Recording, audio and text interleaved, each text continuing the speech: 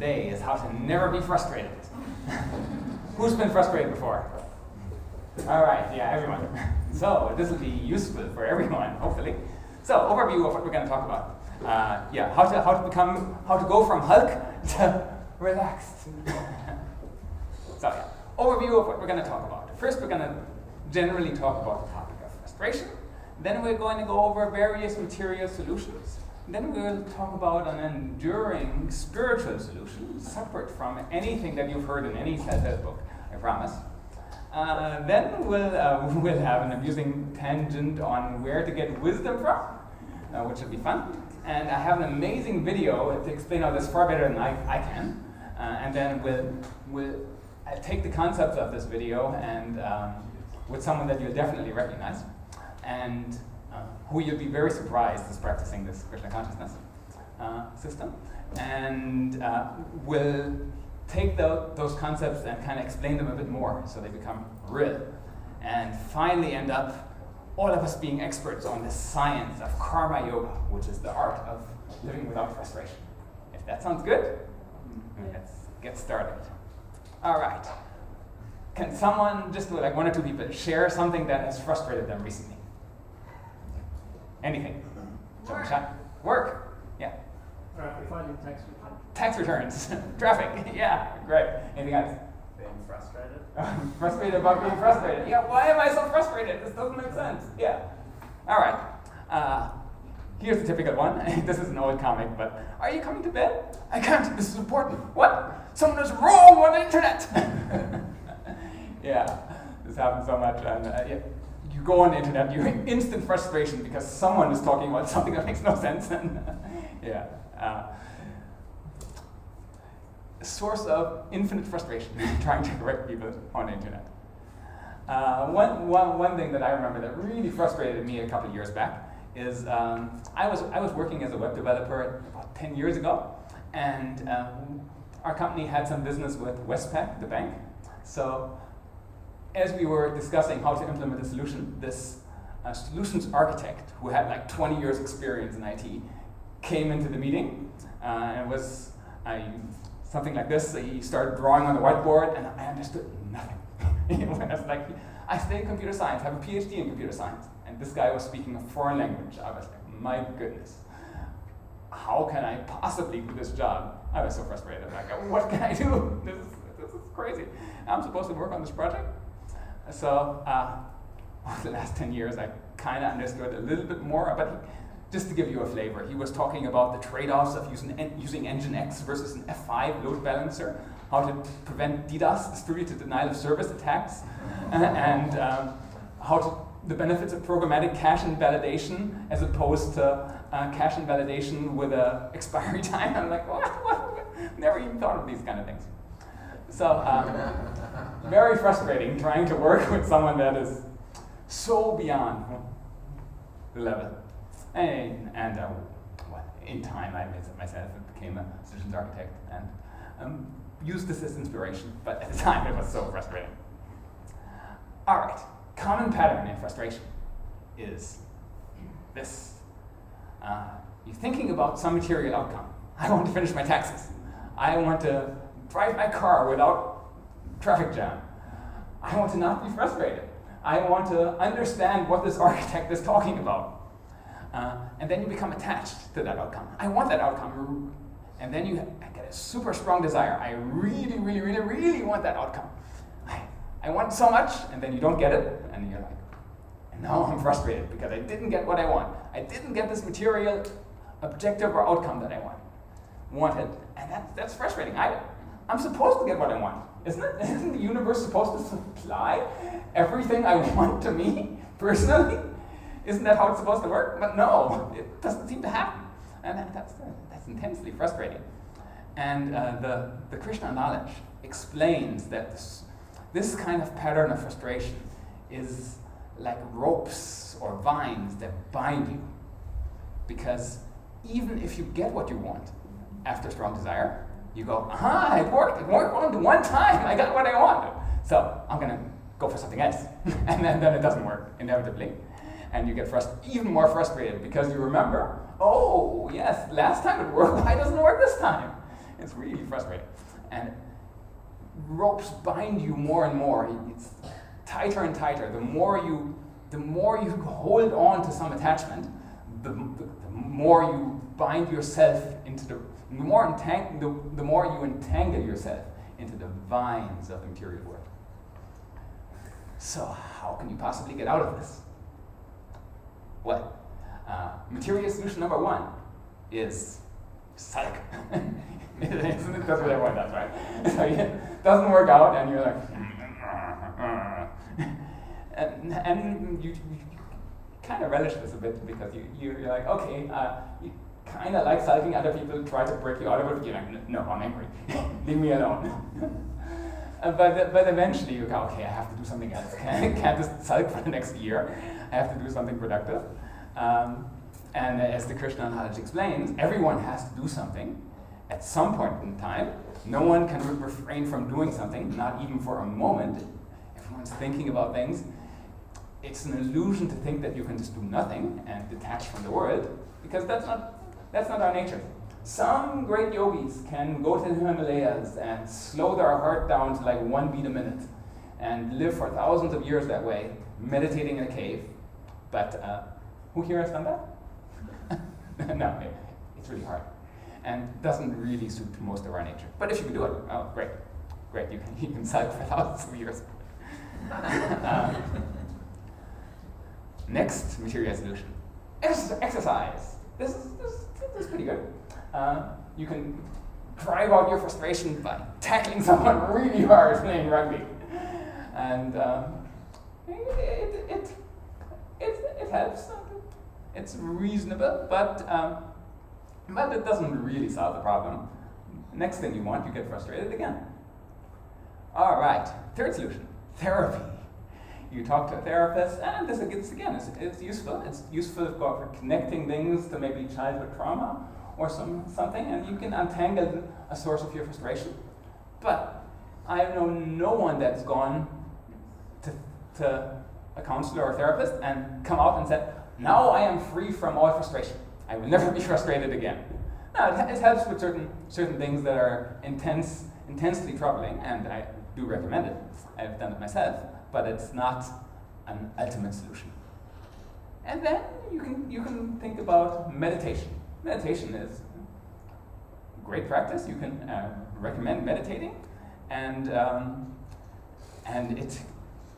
it can help with clearing frustration, clearing the mind, freeing the mind. Meditation, the Sanskrit word for yoga actually means yoga and meditation means to free the mind, literally, or mantra. Sorry, the Sanskrit word for mantra means to free the mind. So mantra meditation, the kind of meditation we do here, frees the mind, literally. And that's useful for overcoming frustration. Absolutely. But frustrations keep coming and you need to keep meditating. So is there something else? Is there something else that you can do? What do you think? Is there? Yes. All right. So, one verse from Bhagavad Gita kind of summarizes all of this and explains, not by merely abstaining from work, so not by meditating or by sulking, can one achieve freedom from reaction, nor by renunciation alone can one attain perfection. You can't just renounce, you can't just give up stuff, you can't detach and achieve perfection, perfect freedom from all frustration, simply by detachment. Something more is necessary. All right, let's move on to an enduring solution. Everyone ready for this? And brief aside, indulge me on this one. I remember playing a computer game from 1985, the Dark Ages, known as Ultima 4, Quest of the Avatar. Anyone heard of this game? It's, so old I am. I mean, the graphics look like this. It's 1985. Primitive by today's standards, of course. This game was, and probably still is, incredibly innovative in its mechanics, where the goal of the game is to read a book known as the Codex of Ultimate Wisdom and to become wise. You're not killing a monster. You're not fighting some evil. You're literally, your goal in the game is to read a book. And in order to be qualified to read a book, you need to become the embodiment of 8 virtues. Become a good person in 8 different ways. And these virtues are sometimes at odds with each other. So you have to go through the world and exemplify being a virtuous person, a good person. And sometimes something like honor and truthfulness conflicts with spirituality. There's one dilemma in the game where you're meant to go off on a spiritual quest, but honor demands that you keep a promise first. So you can't do both. You have to decide which is more important. And you try to balance these 8 virtues to become a balanced, virtuous person, which ultimately qualifies you to read a book and receive ultimate wisdom. Which is, no game before that has ever had that kind of concept, and I think it's great. And maybe this interested me, and this was kind of a seed that started me towards the path of being interested in this kind of stuff. So, you might think, does a book like this exist today? Wouldn't it be nice? A book, you open the book and it has all the wisdom of the world, everything that you could hope to know, could ever want to know, contained in this codex, in this book. And here's from the game's wiki page, how it describes the book. The Codex of Ultimate Wisdom is a magical book that incorporates all knowledge that exists. It is said that it holds the one right and true answer to any question. The Codex is protected by several rewards from anyone who wants to access it. Besides having to traverse the abyss to get to the Codex, the seeker must embody, they're supposed to say 8, not wait, 8 virtues and pass a series of tests. Alright, so, surprise, surprise, this kind of book exists in the real world. Wonder what it is? Bhagavad Gita. Yes, there's even a verse in Bhagavad Gita that says, now I will explain to you everything that there is to know, after which there is nothing more that you will ever want to know, ever need to know. I think in the start of the 8th chapter. So, Bhagavad Gita makes this kind of claim that it is the Codex of Ultimate Wisdom. It doesn't explain everything in the world, obviously, but it explains everything that's important for our ultimate spiritual perfection, which is ultimately the only thing that you really need to care about in life. Everything else is kind of secondary from the point of view of the Bhagavad Gita. This is the most important thing, and everything that you would ever want to know is embodied in this book. So we are going to dive into the teachings of Bhagavad Gita today to answer this mystery of how do we become free from frustration. And really, frustration is everywhere. Because, as Bhagavad Gita itself explains, the non-permanent appearance of happiness and distress and the disappearance, in due course, are like the appearance and disappearance of winter and summer seasons. They arise from sense perception, O sky above. And one must learn to tolerate that without being disturbed.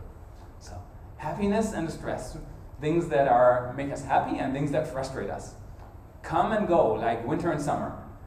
Right now we're in winter. Apparently it'll become really, really cold from tomorrow, like minus 20 wind chill. But summer will come inevitably by its own accord, without you doing anything, without any endeavor. Happiness comes and unhappiness comes, frustration comes, and it's a cycle. Sometimes you get a heavy winter of frustration. Sometimes you have a period of where everything kind of works out. But these things come. And someone that has mastered the knowledge of Bhagavad Gita is undisturbed by the change of seasons. It's like, oh yeah, season changing, not of my concern. So then, let's go to this video that explains how to be free from frustration. It's about 8 minutes long. Anyone heard of Jay Shetty before? Yeah, a couple of people. And he's interviewing one particular actor who you will definitely recognize. And they're discussing this topic and how the actor has managed to learn this knowledge of Bhagavad Gita and apply it in his life for a great effect. So, have a listen. I could talk to you forever, and we do that, so I won't do that today. But I wanted to talk to you about when you mentioned, because I came back to this because this was the initial statement that was like, I need to get to know Will. And it was when you said that you were channeling your inner Arjun. Yeah. And you said that, and I was just like, what? It just, two of my worlds collided. Yeah. I grew up watching Fresh Prince every day. I knew every pickup line. I used every pickup line because of you. But tell me about why Arjun as a character for you has been, because you even, and I think this is because of you and your storytelling, you even brought Arjun in my life, more to life. Right? So tell me a bit about why Arjun was so synonymous with you. And I started reading about Arjun, and the circumstance that he was in, for people that don't know, Arjun is in a battle. His family has tripped out. He's a wonderful archer. He's the best archer in the world, and his family trips out and take the kingdom, and they're like, they snatch his wife, and they're trying to disrobe his wife, and he's looking like, yo, what are y'all jokers doing? And he comes home, and he's like, and they seize the kingdom, and he can't believe that they have done this. And he's a warrior, and he could get the kingdom back, but these are his uncles and his brothers-in-laws and his teachers and people that he loved and trusted, and they took his kingdom.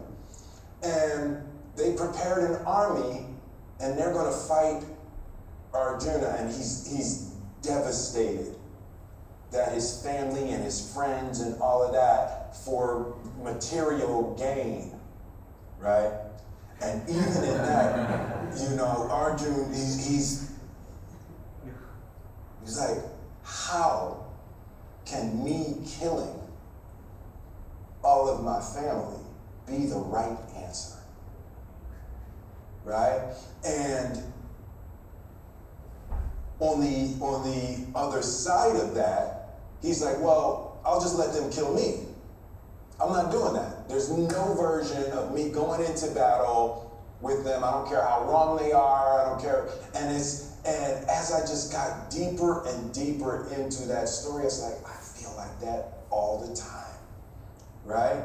I feel like I'm in what Radhanath Swami referred to as a perplexing situation.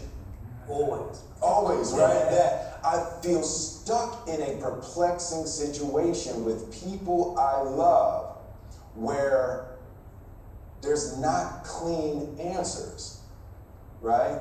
And I always feel strong enough, like if you want to fight, we can fight. I know how to fight, but how can that be the right thing? And I just really related to how the Gita handles those kinds of perplexing situations and recognizing that's what life is. You are born into a perpetual perplexing situation. And that it was the first time that I'd ever heard the spiritual idea like that life is a perplexing situation. And you're never going to get around being stuck in the duality. You have to elevate above the whole thing. And when you start seeing, that there's a trick in there, and the Gita illuminated that trick for me in a way. I was like, how could I be the biggest movie star in the world, be the best at all of this, and how you not love me? Right? And, how was my family miserable? And it's like, that's the trick.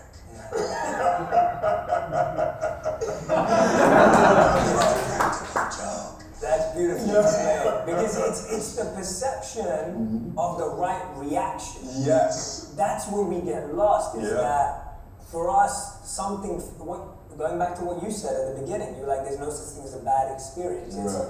We're looking at the result Yes. of our activities Absolutely. as a signal of how well we're living. Yes, absolutely. And that messes us up Yeah. because the result of your activities is not under your control. Yes, absolutely. And so if you're living your life based on the result of your activities being a signal that you're successful, Right. you're setting yourself up to, and all Absolutely. of us do it all the time. I was using Jada's reaction to my actions as a measure of the quality of my actions. Yeah. And one thing has nothing to do with the other. Yeah. Right? And that's not what we're taught, right? And you know, the concept that someone's reaction to your behavior is theirs and your behavior is yours.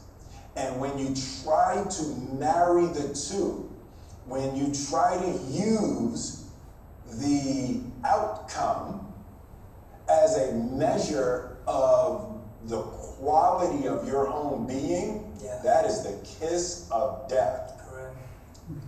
The way that this material world works, you can do everything right and it still go wrong in terms of outcome. Yeah. And you can do everything wrong and it still goes right In the outcome. in the outcome. The outcome is not connected to the quality of your behavior. And that is such a hard idea to digest. So I am certain and I am committed to being who I am and how I want to be without a craving for someone's approval, right? Because I know their approval doesn't have anything to do with me, right? And, sometimes we get stuck in these situations where we're seeking the approval of someone for our self-esteem. Yes. Self-esteem is about yourself, right? But we start looking to other people for our self-esteem, and sometimes we find ourselves looking in broken mirrors to get a reflection of ourselves, right? And the greatest tragedy is when you look into a broken mirror to see if you're pretty, right? And you're gonna let that person tell you about your inner qualities. And the greatest tragedy is when you look in a broken mirror and you're gonna change your face to try to look good in a broken mirror. Man, woo, I'm so glad to be free from that. All right. So yeah, Will Smith has been, for the past year, learning from Jay Shetty and Radhana Swami, who's another spiritual teacher in the Krishna organization, along with Devamrita Swami, who will be here next week, I think. So you can learn from someone of the same caliber. So, summarizing or diving deeper to what Will Smith was explaining there, there's this knowledge in Bhagavad Gita that explains that the spirit soul, all of us are spirit souls, bewildered by the influence of the false ego, bewildered by the influence of thinking we are this body and everything in relation to the body is ours. The things it says, the doer of activities that are actually carried out by the modes of material nature. So you think, I perform this activity, but actually, so much stuff is going on outside of our conscious awareness to make the activity happen. So you might think, I have said this thing to my partner, and I expect a certain reaction, but no, the other person has can choose how to react. You have no control over that. And your own karma influences this. And maybe you say something unkind because you have this instant reaction from some previous trauma that's almost like a snap decision outside of conscious control. Sometimes something triggers a memory, and then that triggers a certain behavior, and it happens before you even realize what's going on consciously. And it's easy to slip into this kind of fast-thinking reactions. And so that's past karma conditioning coming back and manifesting a certain behavior outside of your control. It was in your control maybe 10 years ago, but now it's just manifesting as an automatic behavior. So yes, you can untangle these things, but the other person, your own mind, and nature itself, there might be some external factor that is influencing the outcome of a certain action. So all of these things are going on, and still the bewildered spirit soul thinks, I am in control. Well, no. The action has very, very little, tiny fraction of the outcome is due to the action. Therefore, it goes on, one who thinks themselves the only doer, not considering the other factors, is certainly not very intelligent and cannot see things as they are. I love how Bhagavad Gita, this is so blunt. If you're like this, you're dumb. You should be intelligent. Don't be a stupid nonsense materialist. You read Bhagavad Gita and you'll be truly intelligent. So refreshingly direct. and Will Smith was echoing this in what he was saying, where you think you're going to get an outcome. No, kiss of death. If you think that you performing an action means that a certain outcome is going to come without considering all the other factors. So then, what should you do? You should do, therefore, without being attached to the fruits of activities. Fruits, the outcome. Fruits of activities is a way of saying the outcome. Like the fruit of a tree, you plant the tree, eventually you get the fruit. Same way you do the activity, eventually you get the outcome of the activity. So fruits of action is outcome of activity. So therefore, without being attached to the fruits of activity, one should act as a matter of duty, for by working without attachment, one attains the supreme. So by working without attachment to the result, if we're able to do actions without caring one way or another what happens, that leads us onto the path to attaining the supreme destination. And that's pretty good. So, and by the way, as an aside, this action, if you're able to do this, and I'll get into the how in a bit, it's being able to act without attachment to results is hugely liberating, and actually allows you to do a better job. If you're not so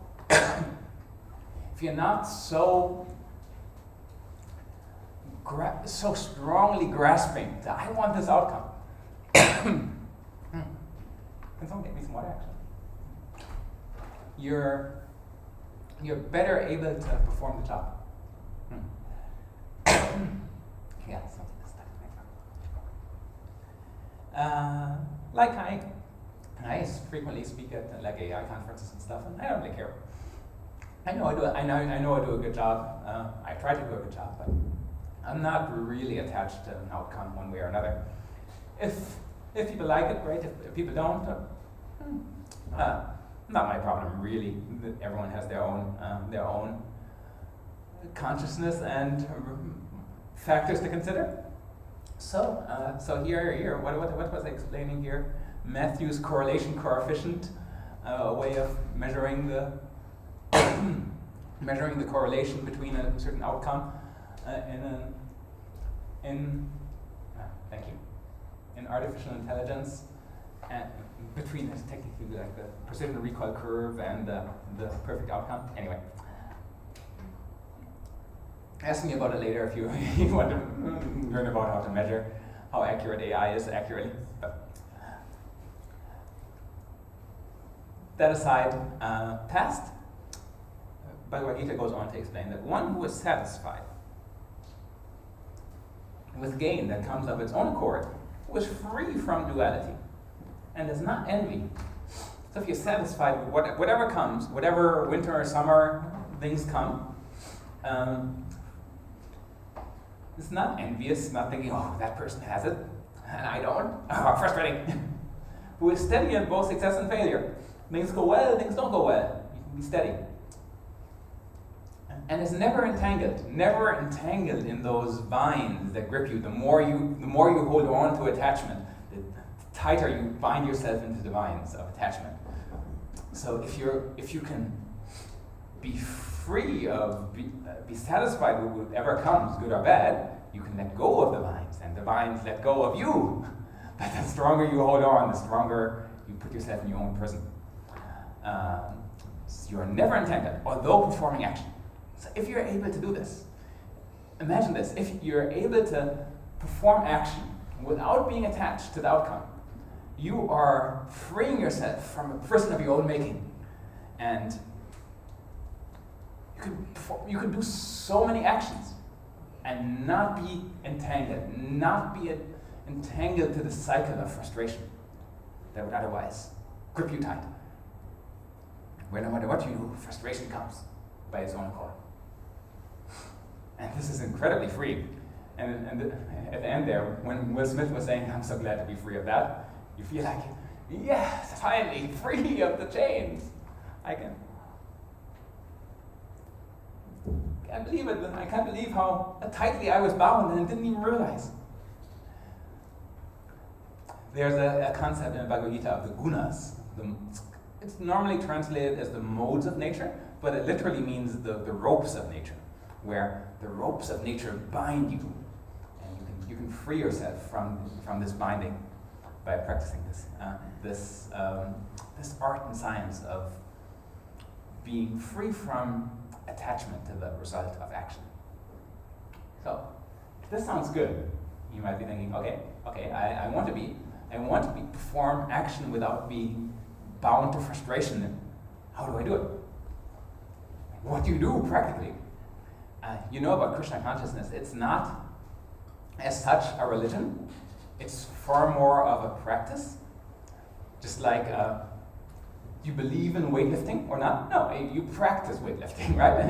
It's something you do. You believe in playing rugby, or is it something that you do? It's something you do rather than something you believe. You can believe it or not. It exists and you can do it, and you get a result. So, Krishna consciousness is the same, where you do certain actions and you get the outcome of what I was explaining. So, what do you do? Here's Krishna's advice in Bhagavad Gita on how to never be frustrated. This is from chapter 12. Step 1. Oh, well, Krishna, this is so practical advice. It's like, here's the highest level. If you can't do this, let's go a little bit lower and gradually work your way up so that you can eventually get to the highest level. So he starts off. Engage all your intelligence in Krishna. Fully engage your entire existence and intelligence and your mind and everything in a fully spiritual being outside of the material world. All right. Anyone doing that? No, it's quite hard. Some people walk in the door here at the loft, and through a previous life, they're like, "Yes, this is it. Sign me up immediately." But for most of us, we need some years of practice. So Krishna said, "Okay, if you can't do that, then do this instead. Follow the bhakti-yoga practice. Bhakti-yoga practice is the meditation, the reading the books, and then there's various rules and regulations for don't do things that are going to destroy your body and mind, and come to events like the loft regularly to associate with like-minded people, and there's a whole process that you can follow, step by step, and you start chanting, and of course, and all of these things. So, okay, yeah, Bhakti-yoga practice. A lot of people here are practicing Bhakti-yoga. That's doable. But if for whatever reason you say, no, this Bhakti-yoga thing is not for me, that's fine. You don't have to chant. You don't have to read the books. That's fine. If you can't do that, and then do karma yoga work that benefits Krishna. So you volunteer here, you give a small donation here, that's fine. Or at some other organization that benefits Krishna. Why Krishna specifically and why not something else? Well, Krishna is non-material. So entirely separate from the matter of the world. So if you do some action, do some physical work that benefits something non-material, you get the outcome of being free from frustration, because there's no material benefit. You're not going to get anything from it. So you can't be attached to it, because it's not material. It's not something that you can selfishly grab. It's entirely selfless. You're doing it entirely for the benefit of everyone else in existence, both spiritual and material, and by virtue also for yourself. But these selfish motivations and envious motivations, these are not part of the equation. Therefore, doing work that benefits Krishna in so-called karma yoga, which is doing seemingly karmic activity, but with the consciousness, I'm not doing this for myself, I'm doing this for Krishna, for someone else, for someone entirely spiritual.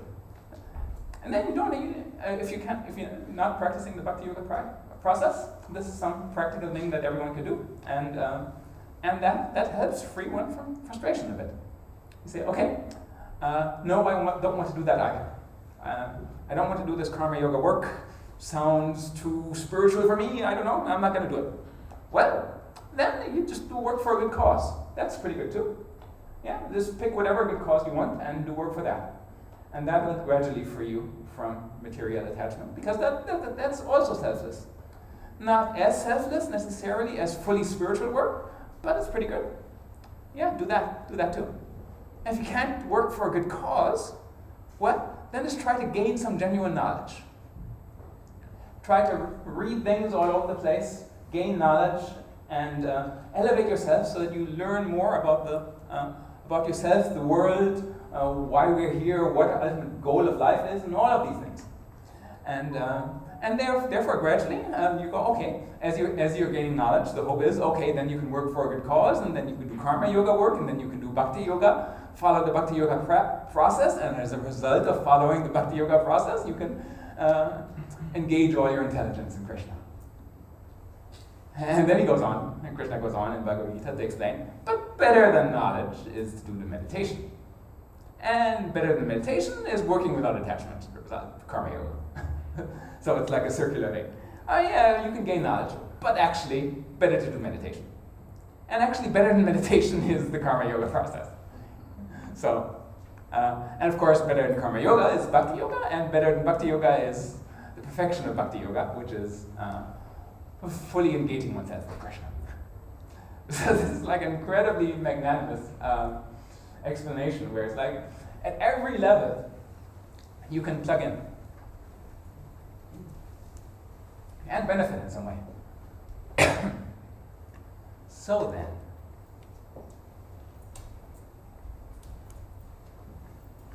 if you are interested in practicing and engaging in any of this stuff, as soon as the talk and the music afterwards is over, run outside to the bookshelf. Grab yourself some of the books, like the Bhagavad Gita, and a meditation kit, and get started. And who are practitioners here who feel comfortable teaching how to do the chanting meditation that we do? Please raise your hand. Yeah, so look around. Any of these people, talk to them over dinner. They can teach you. Raise your hand again, so people can know. Yeah, quite a few. We have a whole bunch of experts here.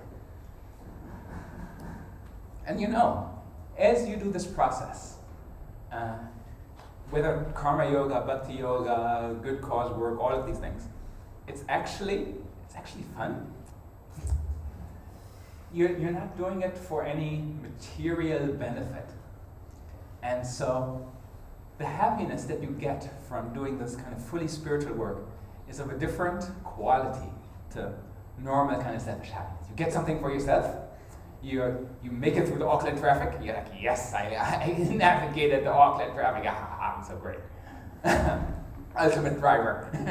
But you do some karma yoga activity. You volunteer at the loft to do the dishes. Something as simple as that. It's not like, and you think, and this, I've experienced this myself so many times. It's like, this is the happiest I've ever been doing dishes. And what's going on?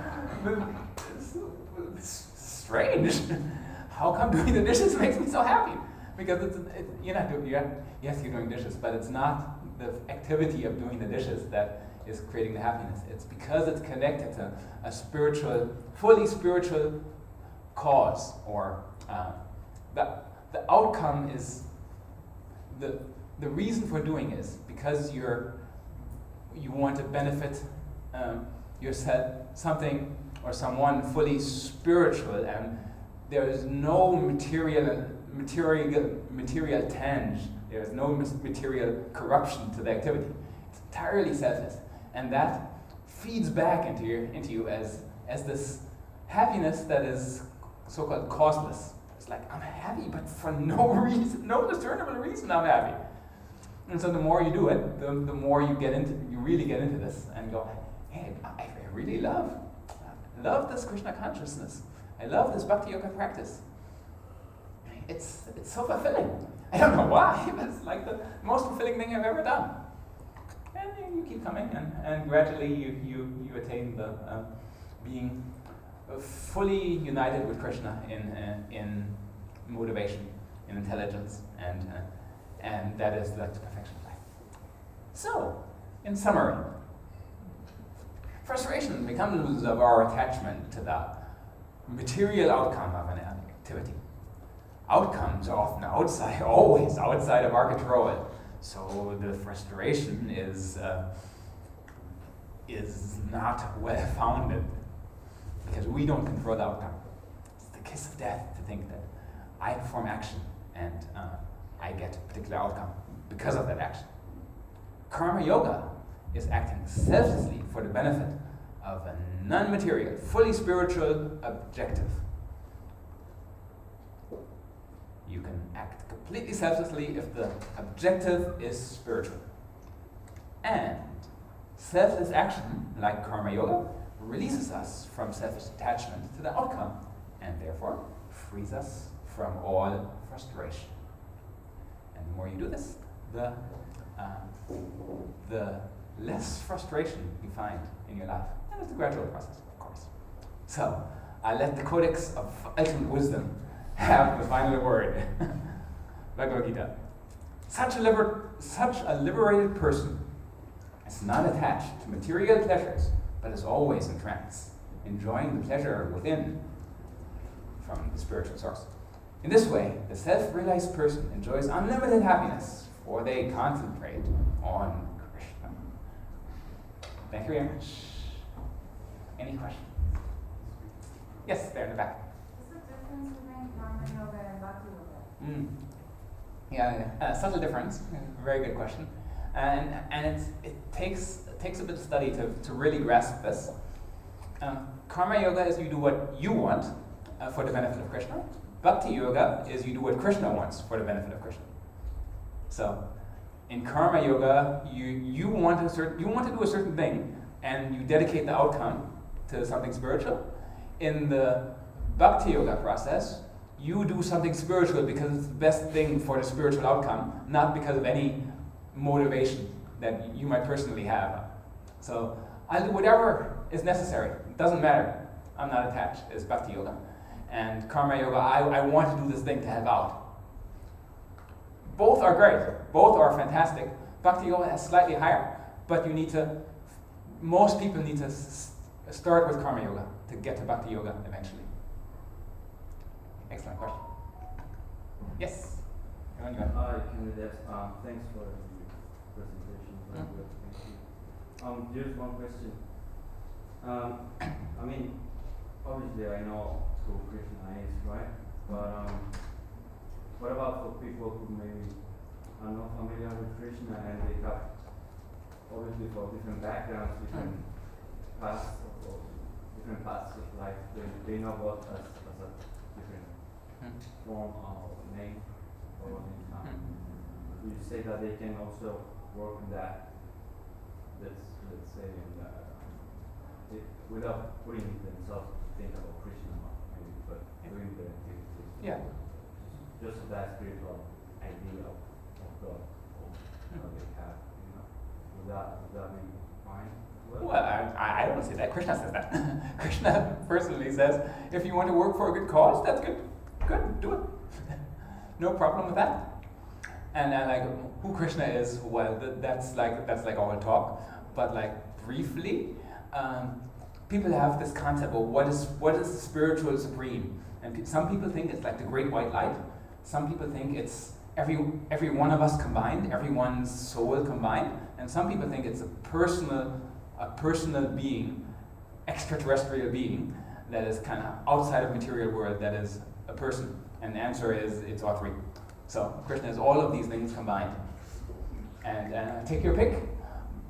And there's various philosophical justification of the personal form is best for us to relate to, and is the ultimate cause of all of the other forms. But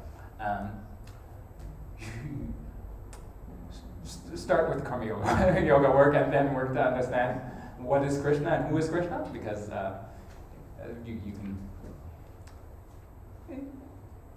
you get there gradually.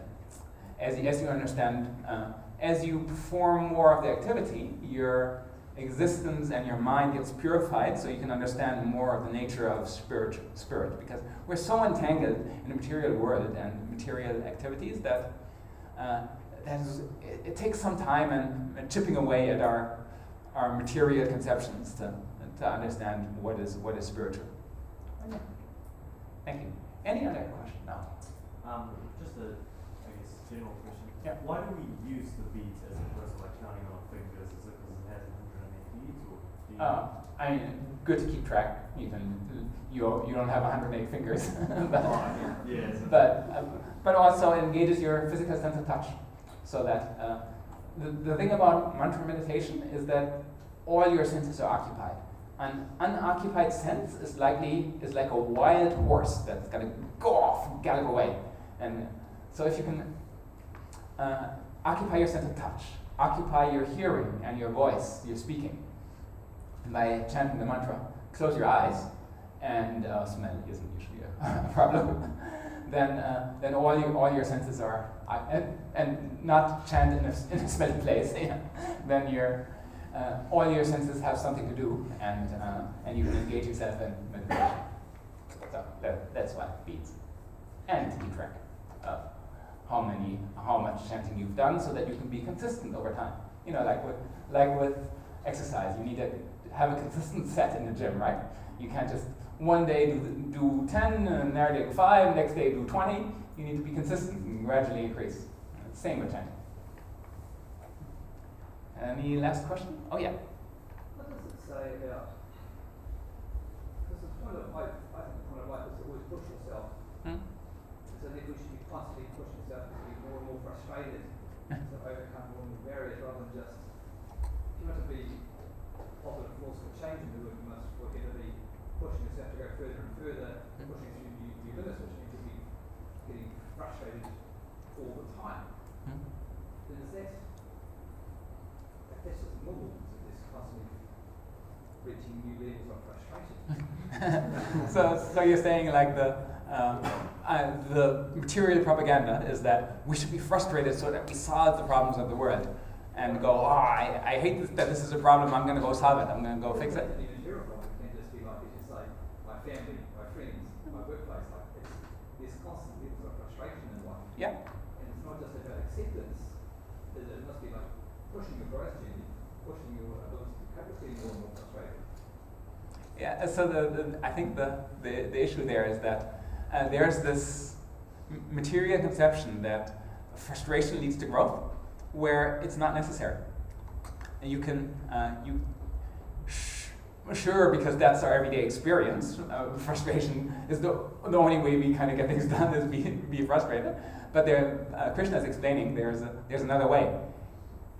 And actually, I've experienced that if you're free from frustration, you actually do a much better job solving all these problems because the emotion is not there anymore.